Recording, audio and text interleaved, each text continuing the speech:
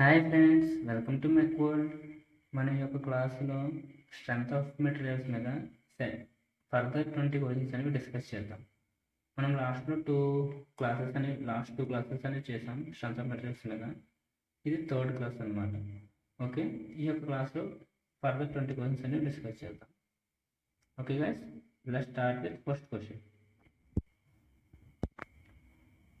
The bending stress in a beam is dash to bending moment.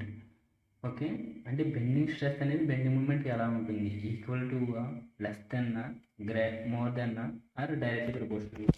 So మనం ఇది చెప్పే ముందు మనకేం తెలియాలంటే బెండింగ్ ఈక్వేషన్ అనేది తెలియాలి. సో బెండింగ్ ఈక్వేషన్ ఏంటి? m/i is equal to sigma by y is equal to e by r. So మనకి ఈ రిలేషన్ అనేది తెలిస్తే ఆటోమేటిక్గా ఈ క్వశ్చన్ యొక్క ఆన్సర్ అనేది మనకు వస్తుంది. వాడు ఏమడిగాడు? బెండింగ్ స్ట్రెస్ ఏంటి? సిగ్మా అండ్ బెండింగ్ మూమెంట్ ఎంకి రిలేషన్ ఏంటి అని అడిగాడు అనమాట.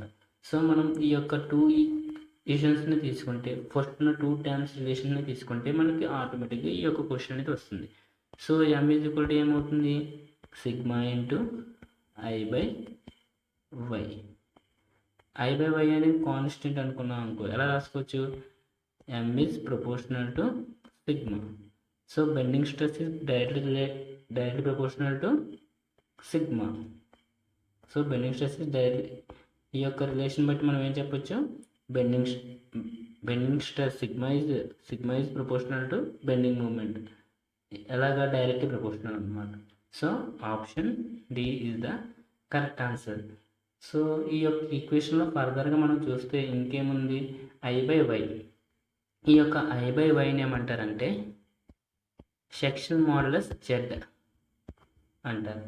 So i/y is also called section modulus z. Okay, మనకి i అంటే ఏంటి? Moment of inertia. y is the distance from the neutral axis, distance of layer at which you have to find bending stress. A layer దగ్గర అయితే bending stress find చేయాలనుకుంటున్నామో ఆ layer neutral axis నుంచి ఎంత distance ఉందో చెప్పేది ఏంటంటే y. So i/y is represented as section modulus z. Okay, మనం i యొక్క యూనిట్స్ ఏంటి? mm to the power of 4. y units ఏంటి? mm.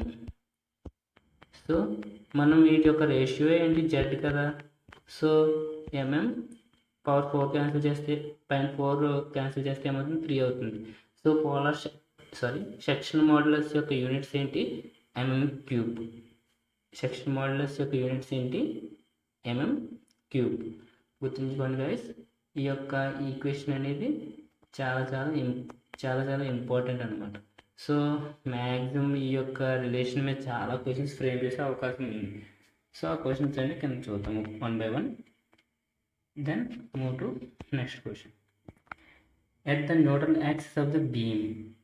నేను ఇప్పుడు చెప్పి క్వశ్చన్స్ అన్ని సిరీస్ ఆఫ్ క్వశ్చన్స్ అన్నీ కూడా బెండింగ్ నుంచి ఇవ్వబడింది అనమాట. ఓకే, అసలు బీమ్ అంటే ఫస్ట్ బిఫోర్ లోడింగ్ ఒక బీమ్ అనేది ఇలా, దాని యొక్క పొజిషన్ అనేది ఇలా హారిజాంటల్గా ఉంటుంది. By acting of bending moment in this direction. Bending moment అనేది ఈ డైరెక్షన్స్లో యాక్ట్ చేయడం వల్ల, for consider bending moment m, pure bending moment. What is mean by pure bending moment? ఎక్కడైతే మనకి shear force is 0, shear force అనేది 0 ఉంటుందో ఆ యొక్క పొజిషన్లో ఉండే మూమెంట్ ఏమంటారంటే ప్యూర్ బెండింగ్ అంటారు. ప్యూర్ బెండింగ్ అనేది మీకు బాగా అర్థం అవ్వాలంటే consider simple supported beam with length L and there will be a two loading conditions P.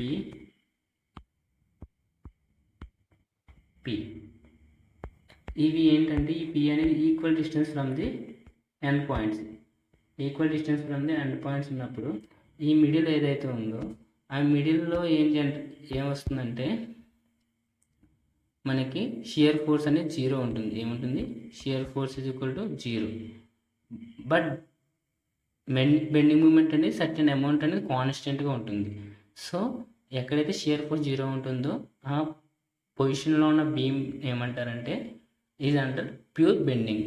గుర్తుంచుకోండి, ప్యూర్ బెండింగ్ అనేది ఎప్పుడవుతుంది? షియర్ ఫోర్స్ అనేది 0 అయినప్పుడు. ఓకే, సో మనకి ఇలా ఉన్న బీమ్ మీద ప్యూర్ బెండింగ్ యాక్ట్ చేస్తున్నప్పుడు this beam will be deform due to the moment, pure bending moment M.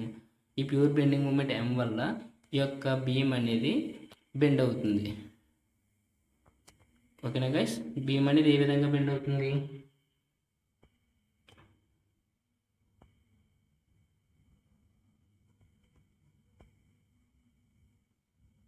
ఈ విధంగా బెండ్ అవుతుంది. ఇక్కడ మనకు ఒక ఫర్ ఎగ్జాంపుల్ మనకి ఏదైనా సరే మనకి ఏ ప్రాబ్లం అయినా చేసేటప్పుడు have some అజెప్షన్స్.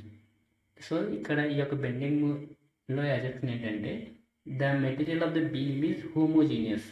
So material of the beam అనేది హోమోజీనియస్గా ఉన్నప్పుడు ఏంటంటే మనకి ఈ యొక్క సెంటర్ ఆఫ్ గ్రావిటీ ద్వారా పాస్ అయ్యే లేయర్ ఏదైతే ఉందో ఆ లేయర్ మీద ఎటువంటి ఫోర్సెస్ అనేవి యాక్ట్ చేయవు అనమాట. ఐ మీన్ ఎటువంటి స్ట్రెస్సెస్ అనేవి యాక్ట్ చేయవు. Either compressive stress or tensile stress due to bending వల్ల వచ్చిన కంప్రెసివ్ స్ట్రెస్ కానీ బెండింగ్ స్ట్రెస్ కానీ ఆ న్యూట్రల్ యాక్సిస్ మీద యాక్ట్ చేయవు.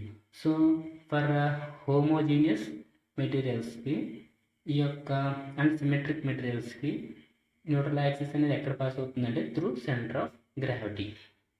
ఓకేనా గైస్? ఇక్కడ కింద ఉన్న ఎలిమెంట్ కన్సిడర్ చేసుకుంటే ఏమవుతుంది? It is under tension. అదే టాప్ లేయర్లో ఉన్న ఎలిమెంట్ తీసుకుంటే ఏమవుతుంది? Is under compression. గుర్తుంచుకోండి, top layer compression and bottom layer is under tension. ఎప్పుడైంది? When there will be action of bending moment is positive. తెలుసు కదా ఏంటి? Right hand side anti clock wise అయితే పాజిటివ్, అలాగే left hand side clock wise అయితే bending moment positive. అదే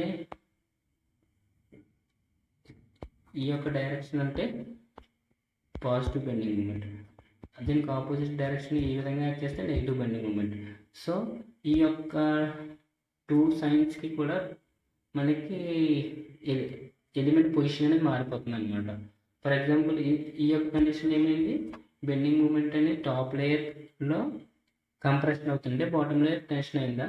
ఈ యొక్క నెగిటివ్ బెండింగ్ మూమెంట్లో ఏమవుతుందంటే top layer under tension, bottom layer under compression. So ఎప్పుడైనా క్వశ్చన్లో బెండింగ్ అనేది యాక్ట్ చేస్తుంది, ఏ లేయర్ కంప్రెస్ అవుతుంది అన్నప్పుడు you have to first have an idea about the direction of moment యొక్క డైరెక్షన్ ఇచ్చినప్పుడే మనం చెప్పగలుగుతాం. లేదా in case of a beam మీద యాక్ట్ చేస్తుందని చెప్పినా సరే మనకి సరిపోతుంది. ఇన్ కేస్ క్యాంటిలివర్ బీమ్ ఇచ్చి డౌన్వర్డ్ లోడింగ్ ఇచ్చాడు అనుకో, bottom layer will be under compression and top layer under tension. Okay, అంత డెప్త్గా ఏం అడగడు. ఓకే గైస్, ఈ క్వశ్చన్ అయితే చూద్దాం. ఇప్పుడు మీరు ఈ యొక్క దీంట్లో ఏ క్వశ్చన్ ఇచ్చినా మీకు అర్థమవుతుంది, అంటే న్యూట్రల్ యాక్సిస్ అంటే ఏంటి అని ఒక ఐడియా ఉంది కాబట్టి. At the neutral axis of the beam neutral axis దగ్గర నేను ఏం చెప్పాను? ఎటువంటి ఫోర్స్ యాక్ట్ అవ్వగలను, ఎటువంటి స్ట్రెస్ జనరేట్ అవ్వగలను. సో ఎటువంటి ఫోర్స్ అండ్ స్ట్రెస్ జనరేట్ అవ్వనప్పుడు దాని మీద ఎటువంటి స్ట్రెయిన్ అనేది ఉంటుంది. So option D is the correct answer. The layer do not undergo any strain. Okay guys, next move on to third question.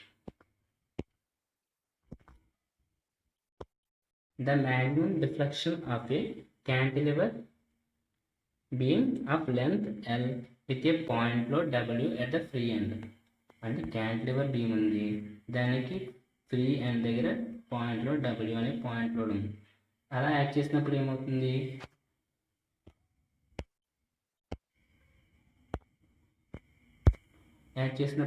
ఈ యొక్క బీమ్ పొజిషన్ అనేది ఈ విధంగా చేంజ్ అవుతుంది కదా, బెండ్ అవుతుంది కదా.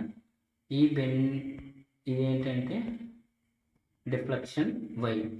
ఈ యొక్క కర్వ్ ఉంది కదా, ఈ యొక్క కర్వ్ డిఫ్లెక్టెడ్ కర్వ్. ట్యాంజెంట్ గీసి ఆ ట్యాంజెంట్కి ఆ యొక్క హారిజాంటల్ పొజిషన్ ఆఫ్ ది బీమ్కి మధ్య ఉన్న యాంగిల్ ఏంటంటే డేటా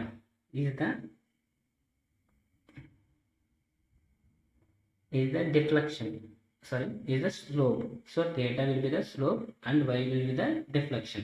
ఇక్కడ ఈ క్వశ్చన్లో ఏమడిగారు, థర్డ్ క్వశ్చన్లో maximum deflection of cantilever beam under point load at the free end దగ్గర పాయింట్ లోడ్ యాక్ట్ చేసినప్పుడు మనకి మ్యాక్సిమం డిఫ్లెక్షన్ ఎంత అంటే WL3/3EI, ఆప్షన్ ఏ. సో మీకు ఈ యొక్క డెరివేషన్స్ అనేవి బీటెక్ పాయింట్ ఆఫ్ వ్యూ వేరే ఇంపార్టెంట్, కానీ మనకి డిప్లొమా బేస్లో మనకి డెరివేషన్స్ అనేవి అవసరం లేదు, డైరెక్ట్గా ఎండ్ రిజల్ట్ అయితే ఏదైతే ఉందో అది గుర్తుంచుకోండి. సో మనకి కొన్ని ఎండ్ రిజల్ట్స్ అనేవి ఇప్పుడు చెప్తాను, నోట్ చేసుకోండి. Cantilever beam with point load at free end, cantilever beam with UDL. ఓకేనా guys? Deflection and slope. Deflection దీనికి వచ్చి ఏంటంటే WL3/3EI. W ఏంటి? పాయింట్ లోడ్ యొక్క లోడ్, WL3/3EI. డిఫ్లెక్షన్ వచ్చి ఏంటి? స్లోప్ వచ్చి WL2/2EI for WL2/2EI for slope and WL3/3EI for deflection for cantilever beam loading at the free end. So cantilever beam with UDL deflection formula ఏంటంటే WL⁴/8EI. అలాగే మనకి slope వచ్చి formula ఏంటంటే WL3/6EI. గుర్తుంచుకోండి. ఏంటి మనకి ఫ్రీ ఎండ్ దగ్గర అయితే క్యూబ్ పాయింట్ లోడ్ ఉన్నప్పుడు 3/3 అదే UDL వచ్చినప్పుడు 4 × 2 8 రావాలి. ఇక్కడ 3 వస్తే ఇక్కడ 3 ఉంది కదా, 3 ఇక్కడ 6 అవుతుంది, × 2 చేయాలి. ఓకేనా గైస్? మనం క్యాంటిలివర్ బీమ్ చూసాం కదా, ఇప్పుడు సింపుల్ సపోర్టెడ్ బీమ్ చూడొచ్చు. Simple supported beam with point load at the centre దగ్గర పాయింట్ లోడ్ యాడ్ చేస్తున్నప్పుడు డిఫ్లెక్షన్ వచ్చి y is equal to WL3/48EI. WL3/48EI. అలాగే స్లోప్ వచ్చి WL2/16EI. WL2/16EI. ఓకేనా గైస్? ఏంటి simple supported beam with point load at the సెంటర్కి deflection వచ్చి WL3/48EI, slope వచ్చి WL2/16EI. Then simple supported beam with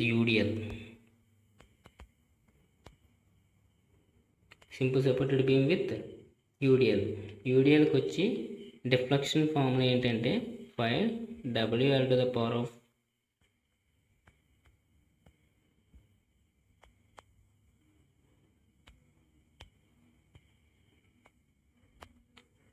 WL⁴/384EI. 384EI. 5WL⁴/384EI. అలాగే slope వచ్చి WL3/24EI. Note చేసుకున్నా కదా? ఇది ఒక టేబులర్ కింద వేసుకుని ఎగ్జామ్కి వెళ్ళి ముందు రోజు ఒకసారి చూస్తే మీకు ఈజీగా ఐడియా వస్తుంది. ఓకేనా guys? Then move on to next question. A cantilever beam length L carries a gradually varying load from 0 at the free end and W per unit length at the fixed end. The maximum deflection lies at. ఓకేనా guys? First of all మనకి ఈ uniform varying load అనేది cantilever beam మీద ఈ విధంగా ఉందంట. దీన్ని uniform varying load అన్నాడు. ఇది ఫ్రీ అండ్ ఇది వచ్చేంటి ఫ్రీ అండ్ ఇది వచ్చి ఫిక్స్డ్ అండ్. ఓకేనా. మనకి మ్యాక్సిమం డిఫ్లెక్షన్ ఎప్పుడు ఎలా ఉంటుంది, బీమ్ బెండ్ అయితే ఇక్కడ బీమ్ బెండ్ అయితే ఎలా బెండ్ అవుతుంది, ఇలా ఈ విధంగానే కదా. సో మ్యాక్సిమం డిఫ్లెక్షన్ ఎక్కడ ఉంది, అట్ ఫ్రీ అండ్. కాబట్టి option A is the correct answer. Then move on to next question. The maximum deflection of a fixed beam of length L carrying a center point load W. Center point load W uniformly distributed is. Sorry friend, ఇది uniform distributed load అనేది లేదు. So fixed beam అంటే తెలుసు కదా, end positions అనేవి ఈ విధంగా ఫిక్స్డ్గా ఉంటాయి. అప్పుడు సెంటర్ పాయింట్ లోడ్ W అనేది యాడ్ చేసినప్పుడు మ్యాక్సిమం డిఫ్లెక్షన్ ఫార్ములా వచ్చి WL3/192. Option C is the correct answer. ఇది గుర్తుంచుకోండి. ఒకవేళ ఇన్ కేస్ టఫ్గా అడగాలంటే ఈ యొక్క క్వశ్చన్ అడిగే అవకాశం అనేది ఉంది. Next question. The product of Young's modulus and moment of inertia I is known as Young's modulus E and moment of inertia I. ఈ రెండాట్లు ప్రొడక్ట్ చేస్తే ఏమంటారంటే ఫ్లెక్సిబుల్ రిజిడిటీ అంటారు. అదే టార్షనల్ రిజిడిటీ అంటే ఇన్ కేస్ ఆఫ్ ఈ టార్షన్కి ఏమొస్తుంది, modulus of rigidity G and J. Polar moment of inertia and GJ అని ఇంటి చేస్తే ఏమొస్తుంది, torsional moment of inertia. Modulus of రిజిడిటీని దేంతో రిప్రజెంట్ చేస్తారు, Gతో రిప్రజెంట్ చేస్తారు.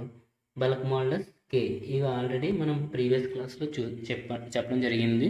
ఇన్ కేస్ మీరు చూడకపోతే ఫస్ట్ క్లాస్లో సెట్ 1లో చూస్తే మీకు GKE అండ్ మ్యూ టర్మ్స్ అంటే ఏంటి, వాటి యొక్క 3 రిలేషన్స్ అనేవి ఇన్ డీటెయిల్డ్గా వాటి మీద క్వశ్చన్స్ కూడా చేయడం జరిగింది. ఒకసారి ప్రీవియస్ సెట్ 1లో ఒకసారి చూడండి. ఏమైనా డౌట్స్ ఉంటే కింద కామెంట్ సెక్షన్లో అడిగితే I will respond to that issue. Okay, next question. The product of the tangential force acting on the shaft and its distance from the axis of the shaft. So axis of the shaft ఎలా ఉంది, దానికి టాంజెన్షియల్గా force F అనే force act చేస్తుంది. So force into tangential force into radius చేస్తే మనకి ఏమొస్తుందని అడుగుతున్నారు. So tangential force వల్ల వచ్చేది ఏంటంటే twisting moment. If in case the force act perpendicular to the axis of the shaft, axis of the shaft కి perpendicularగా act చేస్తే వచ్చేది ఏంటి, బెండింగ్ మూమెంట్. ఓకేనా. టార్షనల్ రిజిడిటీ, ఫ్లెక్సిబుల్ రిజిడిటీ అనేది ముందు మనం చెప్పడం జరిగింది. సో మీకు ఆప్షన్స్ అన్ని అర్థమైంది అనుకుంటున్నాను. Next 8th one. The shear stress at the center of the circular shaft due to torsion. So మనకు ఇలా ఒక షాఫ్ట్ ఉంది. ఈ షాఫ్ట్ మీద మనం టార్షన్ T అనే టార్షన్ అప్లై చేస్తున్నాం. T అనే టార్షన్ అప్లై చేసేటప్పుడు ఏమవుతుందంటే టాప్ లేయర్లో ఉన్న, అంటే ఈ షాఫ్ట్లో టాప్ లేయర్లో ఏవైతే ఉన్నాయో ఎలిమెంట్స్ అవి షియర్కి గురవుతాయి అన్నమాట. అట్ ద సెంటర్కి టువర్డ్స్ సెంటర్కి వెళ్ళేటప్పటికి మనకి టార్షన్ అనేది తగ్గుతుంది. సో మనకి ఇది ఎలా తెలుస్తుందంటే మనకి టార్షన్ ఈక్వేషన్ ఉంది కదా, ఏంటది, T/J is equal to τ/R is equal to Gθ/L. ఈ రిలేషన్ ఉంది కదా, ఈ రిలేషన్లో ఫస్ట్ 2 టర్మ్స్ ఈ 2 టర్మ్స్ ఉపయోగించుకొని చూస్తే ఏమవుతుంది, T is inversely proportional to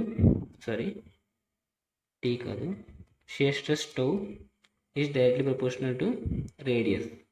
So shear stress is directly proportional to radius. So radius ఎక్కడ ఎక్కువ ఉంటే అక్కడ మ్యాక్సిమం షియర్ స్ట్రెస్ ఉంటుంది. ఎక్కడ 0 అయితే షియర్ స్ట్రెస్ అక్కడ 0 అవుతుంది. So shear stress is maximum at r is equal to R, అంటే అట్ అవుటర్ మోస్ట్ రేడియస్. అలాగే shear stress is 0 at R is equal to 0. R is equal to 0 అంటే at centre. ఓకేనా guys. So మనకి torsion equation అలాగే bending equation అనేది చాలా important. The shear stress at the center of a circular shaft under torsion is at center అన్నాడు కాబట్టి r is equal to 0. r is equal to 0 దగ్గర shear stress అనేది ఎంత ఉంటుంది? 0. మ్యాక్సిమం ఎక్కడ ఉంటుంది? at small r is equal to capital R అయినప్పుడు. Next move on to next question. The shear stress at the outermost fiber of the circular shaft under torsion is. ఇప్పుడు చెప్పుకున్నదే ఏంటది? Maximum. Option C. Next move on to next question. The torsional rigidity of a shaft is given by. torsional rigidity. torsional rigidity అనేది నేను ఏం చెప్పాను? torsional rigidity of shaft.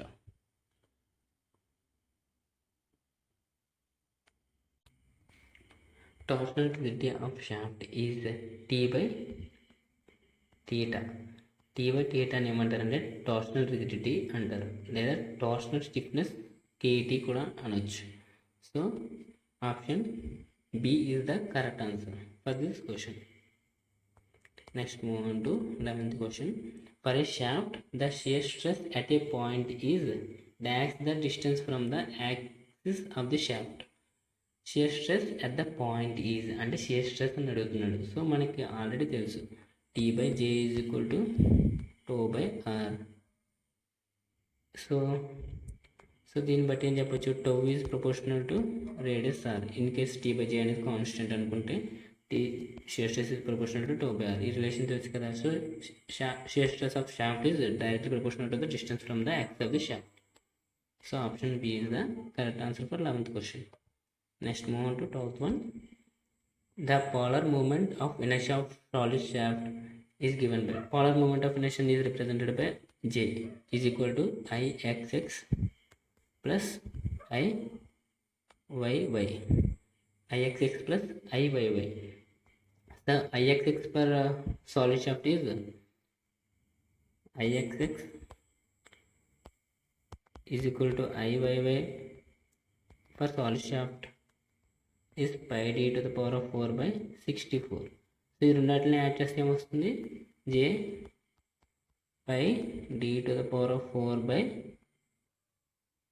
32. So option B is the correct answer for polar moment of inertia for solid circular shaft. Next move on to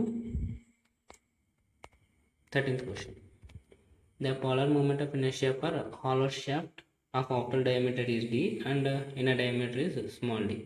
so మనకి I value IXX value ఎంత? IXX ఇది కూడా IYY అని చెప్పిందే కదా. IYY for hollow circular moment of inertia for hollow circular shaft is pi capital D to the power of 4 minus small D to the power of 4 by 64. దాన్ని add చేస్తే ఏమొస్తుంది? ఐఎక్స్ఎక్స్ plus IYY చేస్తే జే వస్తుంది. So by 2 into 2 చేయాలి కదా. ఇప్పుడు by capital D to the power of 4 minus small D to the power of 4 by 32 is the polar moment of inertia for hollow shaft. Pi by 32 capital D to the power of 4 minus small d to the power of 4. Option C is the correct answer. Next move on to 14th one. In the torsion equation, T by J is equal to tau by R is equal to G theta by L, or G ne C kuda anochu. That term J by R is called. మనకి moment equation, bending moment equation ఏంటి? I by Y ని ఏమంటారు అన్నాను? Section modulus Z అంటారు అన్నాను కదా. Same ఇదే విధంగా ZP అనేది ఒకటి వస్తుంది. Polar section modulus or polar modulus is equal to J by R. So J by R ని ఏమంటారు? Polar modulus. Polar modulus. అదే సెక్షన్ మోడ్యులస్ అంటే Z, I by Y. Shear modulus అంటే ఈ simply G. The polar modulus for solid shaft of diameter D. Polar modulus is represented by ZP is equal to J by R. Okay, J for solid shaft is equal to pi d to the power of 4 by 32 మనం ముందు క్లాస్లో చూసుకున్నాం, ముందు క్వశ్చన్స్లో వచ్చింది. R is equal to d/2 cancel చేస్తే cube 16 πd cube by ఏమొచ్చింది, πd cube by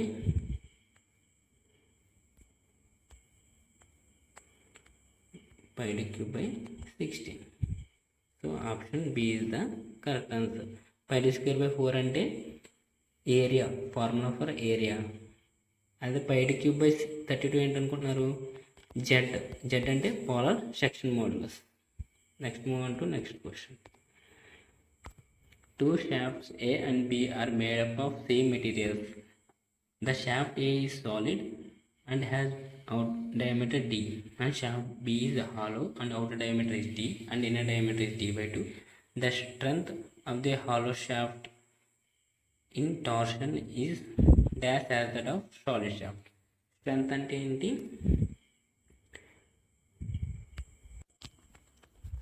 okay, strength of hollow shaft to strength of hollow shaft to strength of solid shaft అంటే strength of hollow shaft to the strength of అంటే torque transmission of hollow shaft to the torque transmission of solid shaft is equal to how much అని అడుగుతున్నాడు. అంటే solid shaft outer diameter D ఉంది, hollow shaft యొక్క outer diameter D and inner diameter వచ్చి D/2 ఉన్నప్పుడు ఈ యొక్క ratio అనేది ఎంత అని అడుగుతున్నాడు.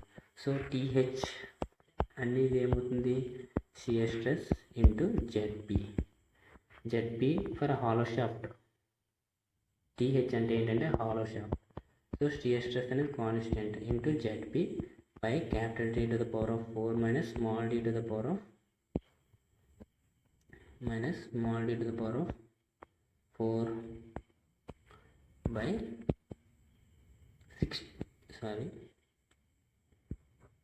16D ZP value. ఓకేనా గైస్, బై 16D. దెన్ మనకి ఇందులో క్యాపిటల్ D అంటే ఏంటి, స్మాల్ d అంటే ఏంటి, క్యాపిటల్ D/2 కదా. సో అప్పుడు ఏమైనా రాసుకోవచ్చు, shear stress into pi into 16D ఈ ప్లేస్లో ఈ విధంగా ఉంచేస్తే ఇదేమవుతుంది, capital D to the power of 4 minus capital D/6.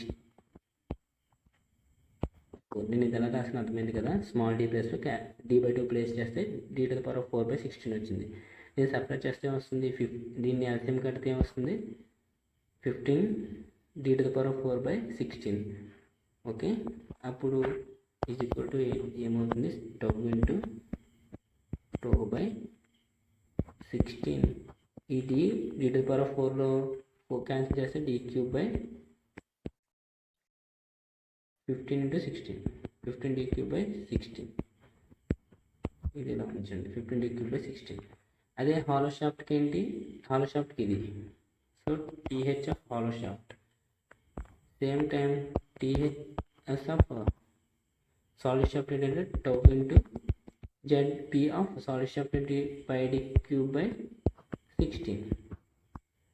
దీని యొక్క రేషియో కడితే ఏమవుతుంది, π/16 π/16 D క్యూబ్ టౌ క్యాన్సిల్ చేస్తే ఏమైంది, 15/16 ఉంది కదా, ఈ రేషియో అనేది మిగులుతుంది.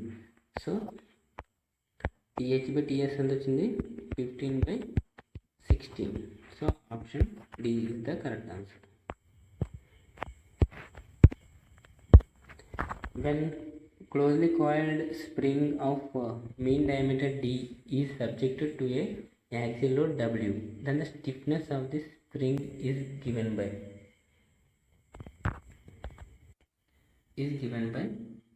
CD to the power of 4/8D cube by N. ఇది డైరెక్ట్ రిలేషన్ మనం గుర్తుంచుకోవాల్సిన value. So where C is the modulus of rigidity, small d is the wire diameter of spring, capital D is the mean diameter of spring, and N is the number of coils. Okay, CD to the power of 4/8D cube into N.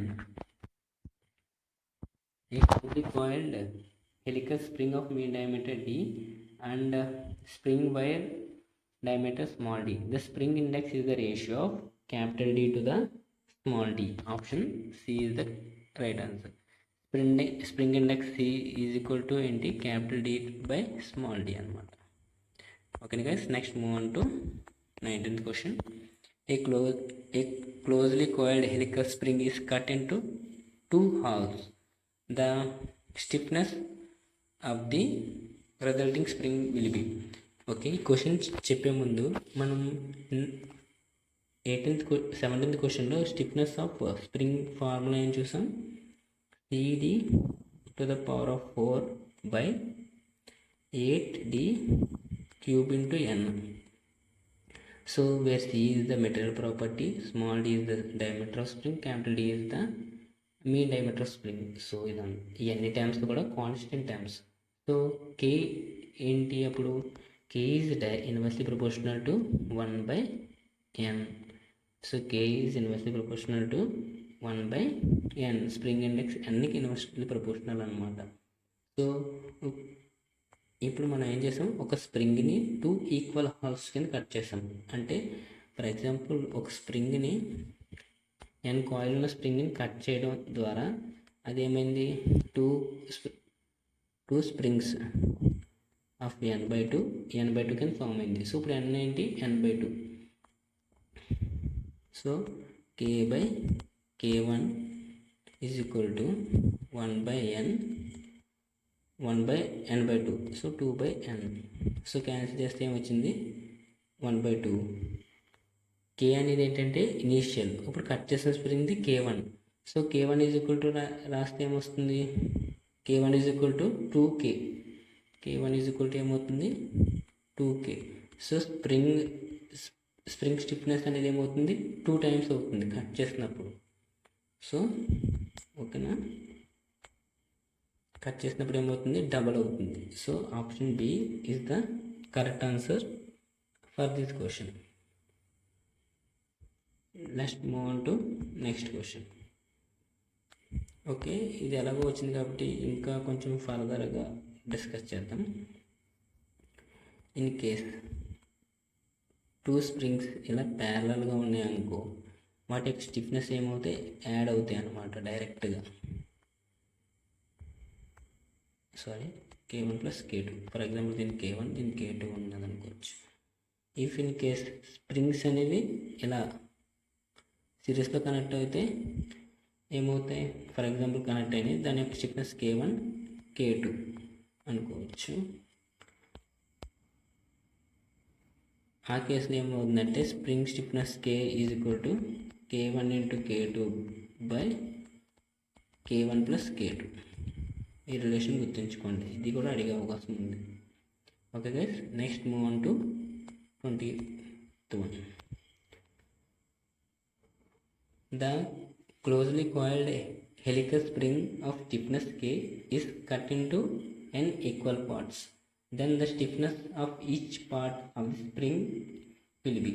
మనం ముందుగానే discuss చేసాం ఏంటి, spring stiffness K is inversely proportional to 1 by N, number of terms N. So ఇప్పుడు number N అనేది ఎన్ని times కింద convert చేశాడు, 1 by N times కింద కన్వర్ట్ చేశాడు, కట్ చేయడం అనేది జరిగిందనమాట. సో N ఈక్వల్ పార్ట్స్ కింద కన్వర్ట్ చేశాడు 4. సో ఇక్కడ N నేను L కింద రిప్రజెంట్ చేసుకున్నాను ఫర్ సేక్ ఆఫ్ కన్వీనియన్స్, ఎందుకంటే 2 times Nలో ఉంటే మీరు కన్ఫ్యూజ్ అవుతారని.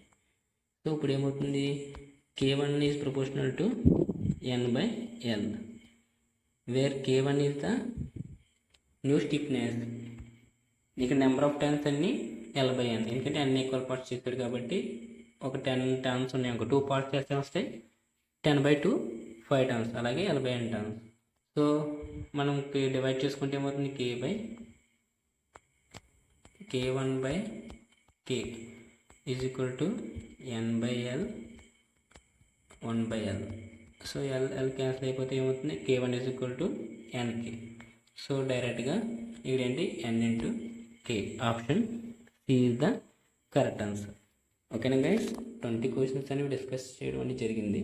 ఇందులో మీకు ఏమన్నా డిఫాల్ట్గా ప్రాబ్లం ఏమైనా ఉంటే కింద కామెంట్ సెక్షన్లో కమెంట్ చేయండి, మీకు ఇన్ డీటెయిల్డ్గా ఆన్సర్ అనేది ఇస్తాను. ఓకేనా గైస్, థ్యాంక్ యూ, బాయ్.